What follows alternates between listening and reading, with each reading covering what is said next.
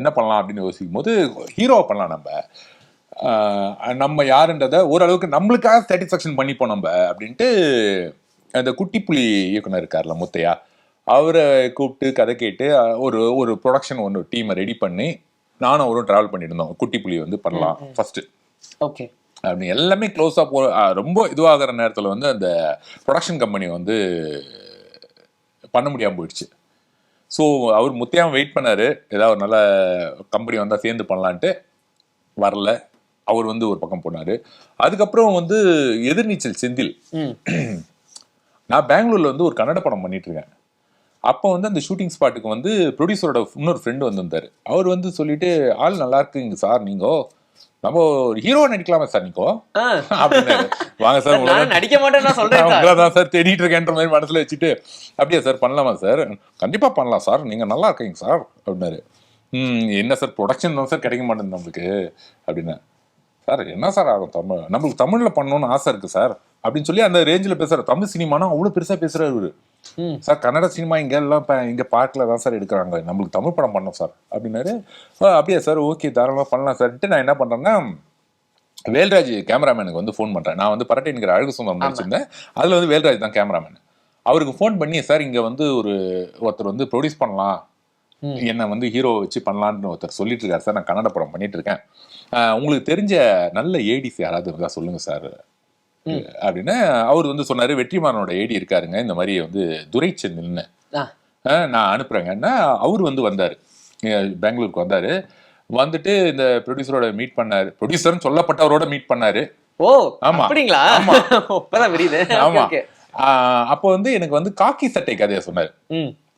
இந்த மாதிரி ஒரு போலீஸ், அவன் வந்து அந்த வேலைக்கு வந்து அப்பாவால வந்திருப்பான் அந்த வேலைக்கு, அவனை வந்து அவ்வளோ பேஷன் இல்லாமல் இருப்பான். ஒரு இன்டர்வல் பிளாக்ல அவன் வந்து ரைஸ் ஆக ஆரம்பிப்பான், அந்த போலீஸ் வேலைக்கு வந்து ரொம்ப சின்சியரா ஹானஸ்டா இருக்க ஆரம்பிப்பான் அப்படின்னு ஒரு லைன் சொல்லி, அந்த அவர் வந்து வழக்கம்போது நல்லா இருக்குது சார், என்ன சார் பட்ஜெட் வரும் இதுக்கு அப்படின்லாம் எல்லாம் கேட்டாரு. கேட்டுட்டு நீங்க போங்க சார் சென்னைக்கு, நான் சொல்றேன்னாரு. அப்படியே இருந்துருச்சு அதுவும். அவர் கொஞ்சம் போர் அடிச்சிருக்கும் போல, கூப்பிட்டு பேசி விட்டாரு. ஏதோ வந்ததுக்கு இவங்க எல்லாம் மீட் பண்ணணும்னு நினைச்சிட்டாரா என்னன்னு தெரியல. ஸோ அது அப்படியே இதாகிடுச்சு. ஸோ யோசிச்சு பார்த்தேன், என்னடா இது, ஒரு சினிமாவில் வந்து பேக்ட்ராப்ன்றது ரொம்ப ரொம்ப இம்பார்ட்டன்ட்டுங்க. ஒரு சிவகார்த்திகேயன், ஒரு விஜய் சேதுபதி, ஆனால் வெளியில் வந்து 1000க்கு மேலே சிவகார்த்திகேயன் வெயிட் பண்ணிட்டு இருக்காங்க, 1000க்கு மேலே விஜய் சேதுபதி வெயிட் பண்ணிட்டு இருக்காங்க. அப்போதான் தெரியுது சினிமாவில் பின்புலம்ன்றது எவ்வளோ மிக முக்கியம். நம்ம ஒரு இடத்துக்கு வரணும், திறமை இருக்கு, அதெல்லாம் தாண்டி அது ஒரு பேக்ட்ராப்ன்றது ரொம்ப முக்கியம். ஏன்னா சினிமாவில் ஒன்று பண்ணணும்னு உள்ளே இறங்குறாங்க, ஆனால் சினிமாவில் ஏதாவது ஒன்று பண்ணா போதும்பான்ற மாதிரி ஆயிடுறாங்க. இது கரெக்ட். போற போக்குல சினிமா அவங்களை அப்படி தள்ளிடுதுன்ற மாதிரி நினைச்சு. ஸோ அப்படி இருக்கும்போது தான் அப்போ வந்து ஒரு டாக்டர் வந்து அப்ரோச் பண்ணாரு, இந்த மாதிரி நீங்க சென்றாயன், அப்போ வந்து மூடர்குடம் வந்து நல்லா இருந்து, நீங்க சென்றாயன் இன்னும் 2 பேரை வச்சு ஒரு பாசிட்டிவ் கேரக்டர் ஒன்று பண்ணலாம் அப்படின்னு சொல்லி சொன்னாரு. 30 days மொட்டை வெயில்ல, அங்க காரைக்குடி பக்கத்துல இருக்கிற ஒரு புதுக்கோட்டை, ஆமா, அங்க போயிட்டு ஷூட்டிங்ல இருந்தோம், எடுத்தோம். ஆனா பட் அந்த படம் வந்து அவர் வந்து ஒரு நல்ல டைட்டில் வச்சிருந்தார் டைரக்டர். ஒரு படத்துக்கு வந்து டைட்டில் ரொம்ப மிக முக்கியம் அப்படின்றத நான் அந்த படத்துல தான் உணர்ந்தேன். என்ன டைட்டில் வச்சிருந்தாருன்னா, விஷயம் வெளியே தெரியக்கூடாது அப்படின்னு வச்சிருந்தாரு. அந்த படம் ரிலீஸ் ஆயிடுச்சு, ஆனா அந்த விஷயமே வெளியே தெரியாது. அப்பதான் நினைச்சு, அப்பா சாமி, டைட்டில் எவ்வளவு மஸ்ட், ஒரு பாசிட்டிவா இருக்கணும் அப்படின்ற விஷயம் வெளியே தெரியக்கூடாதுன்னா. நான் அதுக்கப்புறம் என்ன பண்றேன், என்னடா இது, ஒரு ஹீரோவை பண்ணலாம்னா நம்மளுக்கு வந்து ப்ரொடக்ஷன் வந்து ஸ்ட்ராங்கா இல்லை. அப்போ நமக்கு என்ன வருது, சரி ஒரு பீரியட்ல டயர்ட் ஆனோம்ல, இது செட்டை பார்த்துட்டு ஃபைட் மாஸ்டர்ஸ், மறுபடியும் நம்ம அங்கேயே போவோம், வேற வழி இல்லை, நம்மளுக்கு அங்கேயே போவோம் நம்ம அப்படின்னு சொல்லி பேக் டு இது. பட் இப்போ வந்து கொஞ்சம் குவாலிட்டியான ரோல்ஸ் வரதா ஃபீல் பண்றேன். இப்போ வெற்றிமாறன் கூட விடுதலை பண்ணியிருக்கேன், பார்ட் 1ல பண்ணியிருக்கேன், பார்ட் 2ல வந்து நல்ல இம்பார்ட்டன்ட் ரோலு, ரொம்ப நல்லா இருந்தது அந்த ரோலு.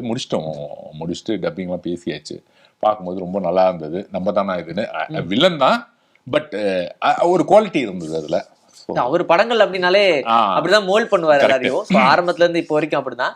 விடுதலை படம் பண்ணும்போதே சூரி சாரை பத்தி நிறைய விஷயங்கள் கான்ட்ரவர்சியா ஒரு பக்கம் போச்சு, இன்னொரு பக்கம் வந்து பயங்கர பாசிட்டிவா பேசிட்டு இருந்தாங்க. என்னன்னா இப்படி ஒரு காமெடியனா இருந்து ஒரு நடிகனா ஆகிறதுன்றது வேற, பட் ஆப்டான ஒரு கேரக்டர், அவருக்கு சூட் ஆகாத கேரக்டரானே தெரியாம இறங்கிட்டாரு, தப்பு பண்ணிட்டாரு அப்படின்லாம் சொன்னாங்க. பட் ஷூட்டிங் ஸ்பாட்ல அவருடைய டெடிகேஷன் எப்படி இருந்துச்சு விடுதலை 1லயும் 2லயும்? சூரி வந்து சொன்ன மாதிரி நம்ம சிவகார்த்திகேயன் சொன்னோம், விஜய் சேதுபதி சொன்னோம், சூர்யா அந்த மாதிரி தான், எந்த பேக்ட்ராப்பும் இல்லாமல் வந்தவர் தான். அதை வந்து ஒரு வெற்றிமாறன் ப்ராஜெக்டில் நம்ம பண்ணுறோம், அதுவும் கதை நாயகனாக பண்ணுறோம் அப்படின்ற அந்த ரெஸ்பான்சிபிலிட்டியை உணர்ந்து அவர் வந்து ஃபுல்லாக ஷூட்டிங் ஸ்பாட்டில் தான் இருப்பார். ஆனால் அவ்வளோ டெடிக்கேஷன், ஒர்க் அவுட்டு. இன்னும் என்ன வேணா சொல்லலாம், எதுவும் கேரவன்லாம் கிடையாது அந்த படத்தில், வந்து எதுவும் கேரவன் கிடையாது. ஒரு நடிகனுக்கு உண்டான அடிப்படை தேவைகள் ஒன்று இருக்குல்ல, அதெல்லாம் எதுவுமே இருக்காது.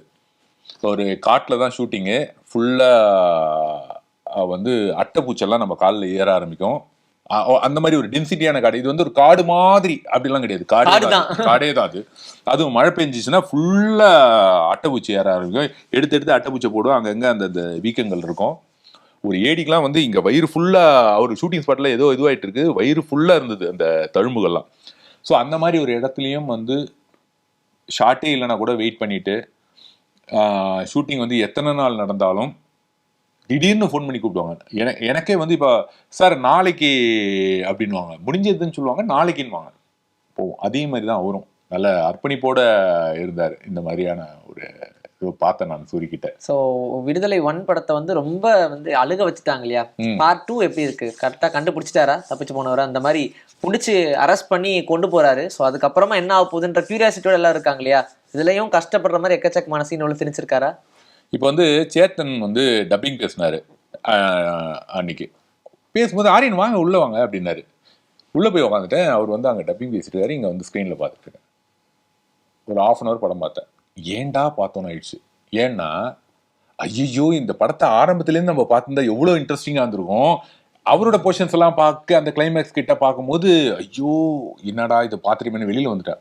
அவ்வளோ கன்வின்சிங்காக பண்ணியிருந்தார் டைரக்டர். நல்லா பண்ணியிருக்காருன்றது எனக்கு தெரியல, ஆனால் அவர் என்ன சொல்கிறாரோ அதை வந்து நம்மளுக்கு வந்து ஈஸியாக கன்வின்சிங் ஆகிற மாதிரி பண்ணியிருக்காரு. உண்மையிலே ரொம்ப நல்லா பண்ணியிருந்தார். அந்த ஒத்துக்கிட்டு தான் ஆகணும். ஆமாம் ஒத்துக்கிட்டு தான் ஆகணுன்ற மாதிரி எங்கேயும் எக்ஸ்ட்ராலாம் எதுவும் ப்ளே பண்ணிடாம அப்படியே ஒரு ரியலிஸ்டிக்காக இருந்தது.